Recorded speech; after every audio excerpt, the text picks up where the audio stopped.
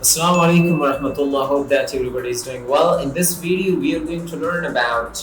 parts of speech. So, if you're interested, please continue watching this video. First of all, let's talk about the definition of parts of speech. ګورئ لکه څنګه چې په ټولنه کې خلک مختلفې دندې لري داسې کلمې هم په جملو کې مختلفې دندې لري چې دغې دندو ته parts of speech وایي. استادان په مختلف تعریفونه کوي چې مطلب صحیح دي ټول تعریفونه صحیح دي تعریف اصل کې د یو نفر نظر دی نظریه ده څوک یو قسم تعریف کوي څوک بل قسم تعریف کوي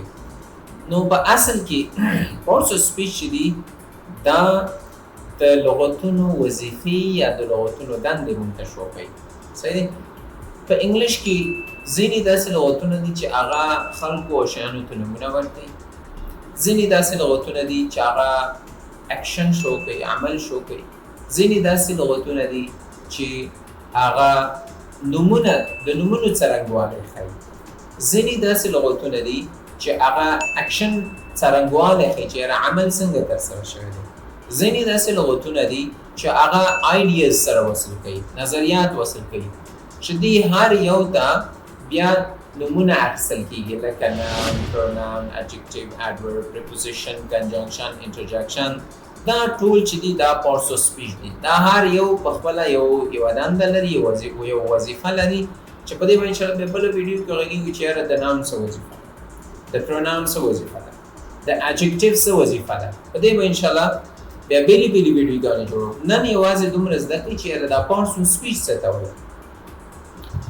لکه څنګه چې مخکې ما تاسو ته ویلي چې په انګلیسي ژبه کې هره کلمه یوه دنده لري چې دغې دندو ته په اصل کې parts of speech وایي د parts of speech یو تعریف به زه تاسو ته وکړم parts of speech tell us how each word works in English parts of speech موږ ته دا وایي چې هر لغت په انګلیش کې څنګه وظیفه ترسره کوي څنګه دنده ترسره کوي او یا ځینې استادان یې تعریف داسې کوي چې every meaningful word which comes out from our mouth is called parts of speech هر معنا لرونکی لغت کوم چې زموږ له خولې راوځي دا د کلام اجزا دي هر معنا لرونکی لغت بیا دغه parts of speech چې دي په اته قسمه دي ځینې استادان وایي په 9 قسمو دي ځینې وایي چې په اتو قسمه دي په اصل کې parts of speech اته دانې دي هغه کوم دي noun, pronoun,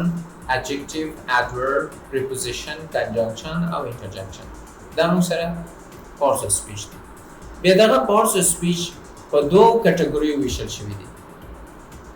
چې یو ته open class system وایي او بل ته closed class system وایي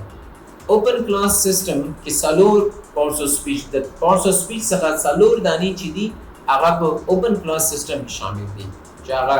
noun, verb, adverb او adjective دا په open class system کې شامل دي ښه open class system یعنی څه مطلب دی یعنی open class system کې چې کومې برخې شاملې دي په دې کې نوي لغتونه رامنځته کېدلی شي موږ کولی شو د دې لغتونو سره وروستاړي مختاړي دا اضافه کړو مطلب noun نه verb جوړ کړو د verb نه noun جوړ کړو د مثال په طور کې زه وایم چې act عمل کول actor معنا عمل کوونکی یعنی موږ وروستاړي او مختار چې دي دا اضافه کولی شو په open class system کې همدارنګه موږ دا خبره وکړه چې په open class system کې نوي لغتونه رامنځته کېږي لکه څنګه چې اوس مهال ځینې لغتونه تاسې په پراخه پیمانه اورئ چې یاره سیلفي ده او ګوګل دی او مثلا انفلوئنسر ده کریپټو کرنسي ده همدارنګه دې داسې لغتونه دي چې موږ د انټرنیټ په نړۍ کې هغه اورو او وینو یې چې دغه لغتونه ریسنټلی رامنځته شوي دي مګر په کلوز کلاس سیسټم کې دا خبرې بیا نشته بس هغه چې څنګه د مخکې نه را انتقال شوي دي هماغسې به وي تر اخره پورې به هماغسې په هغې کې موږ نوي لغتونه نشو رامنځته کولی په هغې کې موږ وروستاړي او مختاړي د لغت سره نشو اضافه کولی یو ځای کولی تر څو یو بل نوی لغت یې جوړ کړو بیا په کلوز کلاس سیسټم کې موږ سره pronoun شامل دی preposition, conjunction, interjection, auxiliary verbs همدارنګه article, determiners دا موږ سره په کلوز کلاس سیسټم کې شامل دي نو خلاصه خبره